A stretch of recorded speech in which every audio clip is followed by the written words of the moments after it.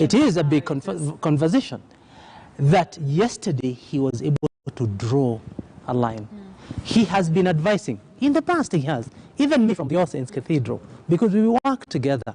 We have been saying this should not happen.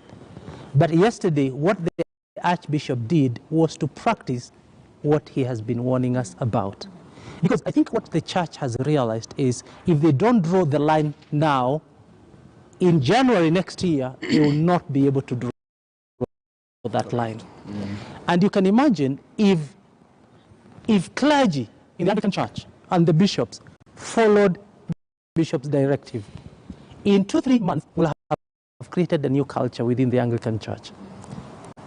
Archbishop Muheria followed. The two archbishops guided two biggest church institutions. So you can imagine if the NCCK, the EAK, the Catholic Conference of Bishops came together and did only two things. One, ban politicians. Because this intolerance you are talking about is brewed in religious places.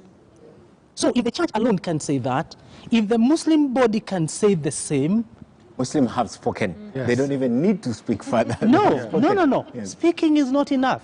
What the Archbishop did yesterday was now to draw a line. They drew the line long ago. So you can imagine if all the religious institutions did the same, yes.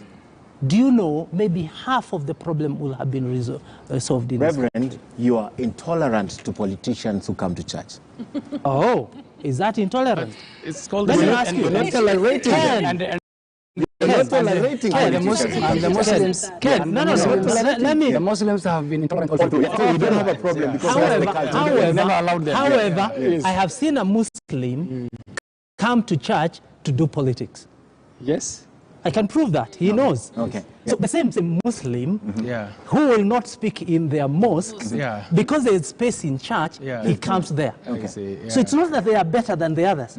All of them are corrupt people. Okay. But let me tell you about intolerance towards politicians. You're not tolerating them. No, listen.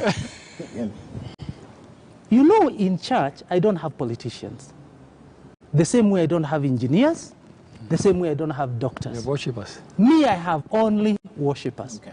The moment as a pastor, as a priest, I started seeing people in the lenses of their profession. That's where the problem begins. So the two archbishops said what yesterday? You are only a worshipper. The fact that you want to come to church to speak, that's where the problem begins. Because church, in the liturgical order, the only person who speaks is a priest, and that is a sermon. Okay. So we are not intolerant. You're only bringing your politics in the wrong place. Up on what you said that perhaps if a good percentage of churches follow suit, then we would have sought a very big chunk of the problem. But some would argue, these things they would say in church, they would say them anyway. No. There are two institutions, according to me, that if they said no to bad politics, will heal this nation. Number one is the media. You go to a church or even to a mosque, the imam or the priest does very good sermon. Do you know the media will not cover them? The media has been hijacked by the politicians. So let's not just look at the church or the religious institutions, let's look at the media that has been hijacked. The report, Ken, you are reading there, the media played also a big role in perpetuating hate speeches. Because when you focus on a politician who is speaking against the other, what you are doing, you are actually perpetuating it. So the media can say no to bad politics. The second one is the religious institutions. If the two did that, especially during this time of COVID, politicians have nowhere to speak about those things. Sanity. It's called the separation of church and state. Yes. It's not actually being intolerant to politicians. No.